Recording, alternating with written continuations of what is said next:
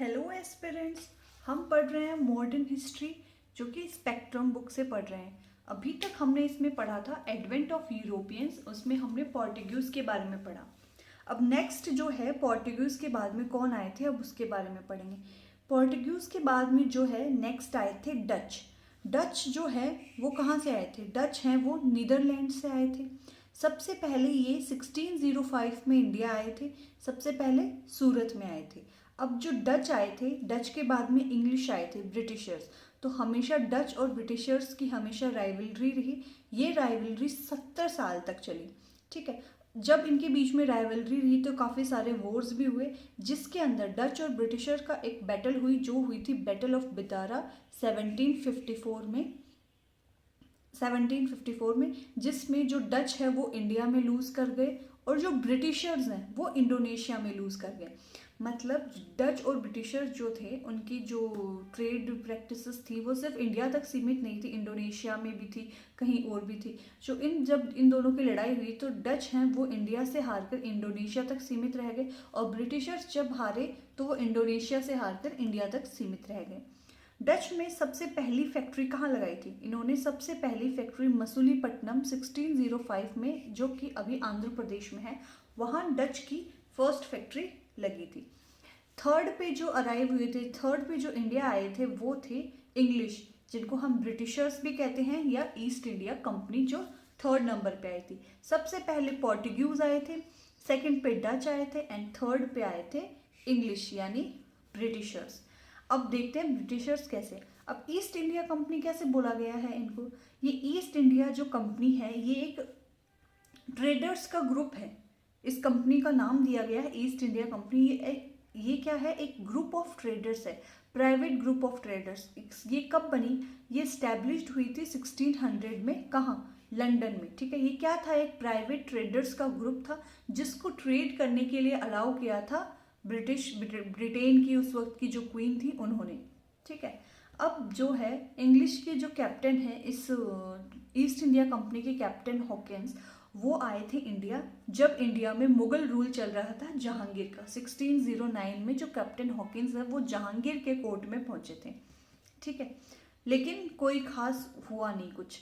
फिर आए थे सर थॉमस, जो कि 1615 में जहांगीर के कोर्ट में ही पहुंचे, और उन्होंने उन्हें इम्प्रेस कर दिया जहांगीर को। सर थॉमस ने जहांगीर को इम्प्रेस कर दिया, तो जहांगीर ने उन्हें ट्रेड करने की परमिशन दी थी। इसके बाद हम देखते हैं जो इंग्लिश थे, ब्रिटिशर्स थे, उनकी फर्स्ट जो फैक्ट्री है वो सूरत में स्टैब्लिश होती है 1613 में।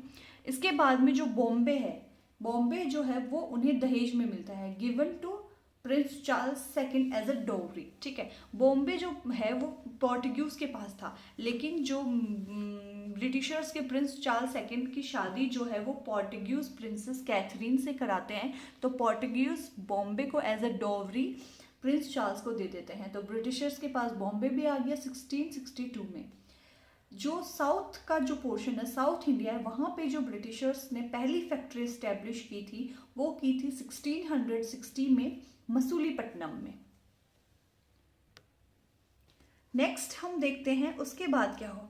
उसके बाद ब्रिटिशर्स को एक गोल्डन फरमान मिला। गोल्डन फरमान क्या था और किसने दिया था? गोल्डन फरमान जो है वो 1632 में सुल्तान ऑफ गोलकोंडा के द्वारा ब्रिटिशर्स को दिया गया था, जिसमें कि ब्रिटिशर्स को फ्री ट्रेड करना अलाउ कर दिया गया था। मतलब उन्हें ट्रेड के लिए कोई टैक्स वगैरह पे करने की जरूरत नहीं थी।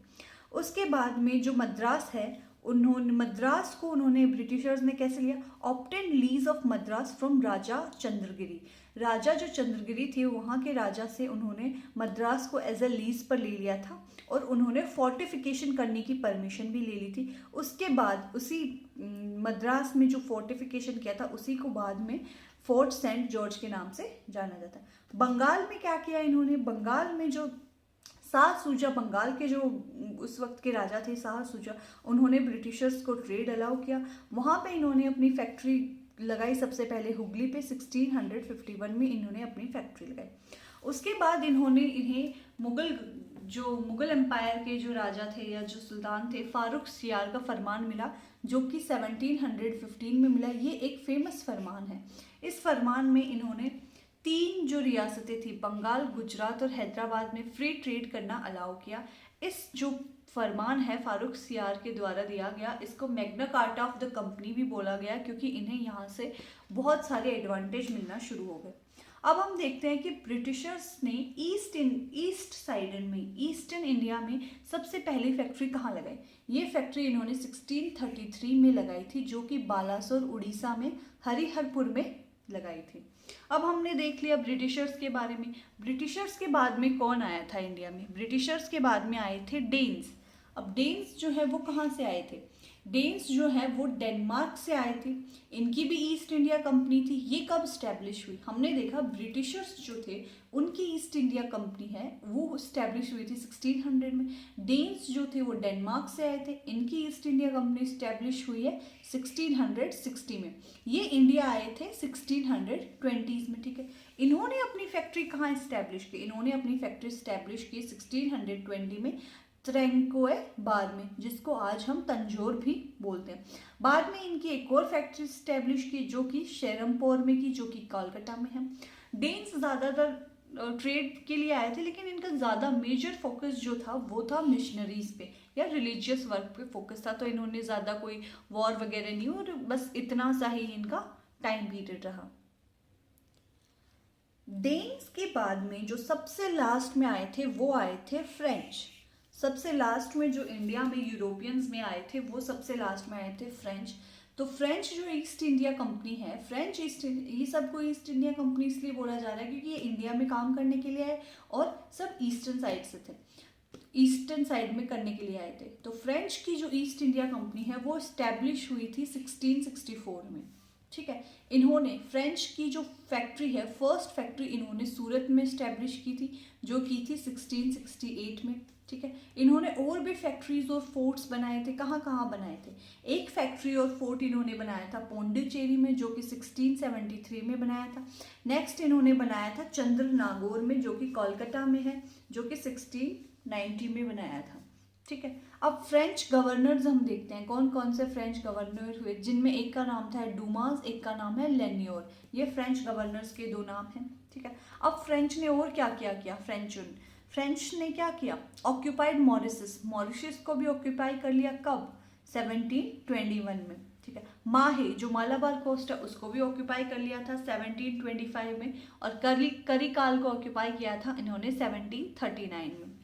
ड्यूप्लेक्स जो है वो एक फ्रेंच गवर्नर थे, ठीक है, जो कि कहाँ के गवर्नर करे गए थे? इनको गवर्नर ऑफ पौंडीचेरी।